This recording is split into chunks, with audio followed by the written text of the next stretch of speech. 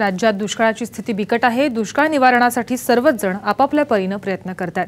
दुष्काळाची जाणीव ठेवत चकोते उद्योग समूहाने सांगली जिल्ह्याच्या जत तालुक्यातील डफळापूर हे गाव दत्तक घेऊन दररोज पाणी आणि चारा द्यायला सुरुवात केली आहे। त्यामुळे इथल्या ग्रामस्थांना मोठा दिलासा मिळाला आहे।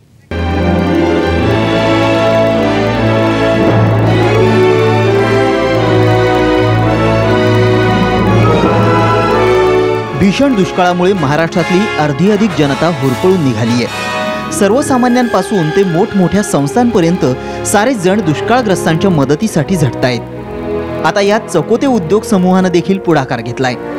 या उद्योग समूहाने जत तालुक्यातील डफळापूर हे गाव दत्तक घेतलंय। अण्णासाहेब चकोते यांनी आपल्या वाढदिवसानिमित्त हा उपक्रम सुरू केलाय।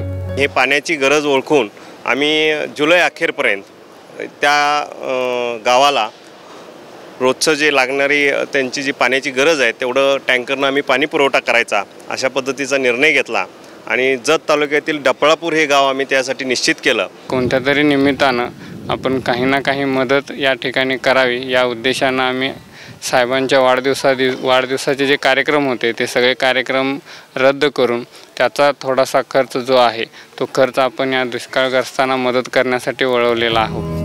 या गावाला शासनाकडून 84,000 लिटर पाणी मिळत होतं, पण चकोते उद्योग समूहाने दररोज 1,20,000 लिटर पाणी द्यायला सुरुवात केली आहे।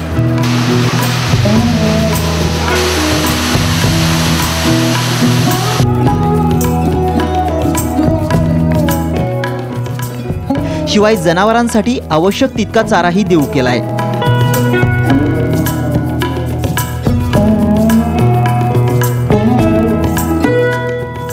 या चाऱ्यासाठी त्यांनी समूहाच्या क्षेत्रातील 5 एकर जागेवर मका लावलाय।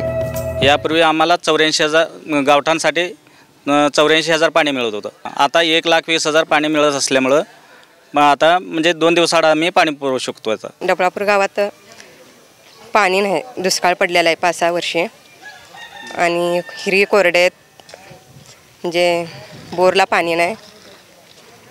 आणि आता चकोते साहेब यांनी 1,20,000 पाणी देतात। ह्याच्या पाठीमागं पाणी 8 दिवसांनी पाणी सुटत होतं, आता 4-5 दिवसांनी पाणी येते। पाणी देणं हे आजच्या काळात मात्र मंत्र्यांना सुद्धा जमलं नाही, ती आज चकोते ग्रुपने केलेलं आहे। हे गाव दत्तक घेऊन मी त्यांचे शतशः आभार मानेन। सरकार आमचं असताना आम्ही मोर्चे काढायचे, लढा द्यायचा, त्यांच्या विरुद्ध आम्ही प्रचार करायचा, हे काय आमचं ठीक नाही। सकाळ माध्यम समूहाने 3 दुष्काळग्रस्त गावं दत्तक घेतली आहेत। आता त्यात चकोते उद्योग समूहाचीही भर पडली आहे।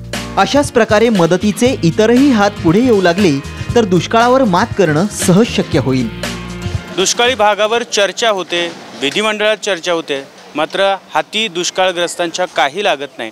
मात्र काही असे उद्योजक आहेत की जे आपल्या सकारात्मक दृष्टिकोनातून आणि मदतीचा जो ओघ आहे तो ओघ इथं वाढवताना दिसत आहेत। महाराष्ट्रातल्या अशा उद्योजकांना आव्हान आहे की असंच जर एक गाव दत्तक घेतला तर या दुष्काळग्रस्तांना एक दिलासा मिळेल आणि तुम्हालाही आशीर्वाद मिळेल। कॅमेरामॅन सचिन सावंतसह तानाजी जाधवर, साम टीव्ही, डफळापूर, सांगली।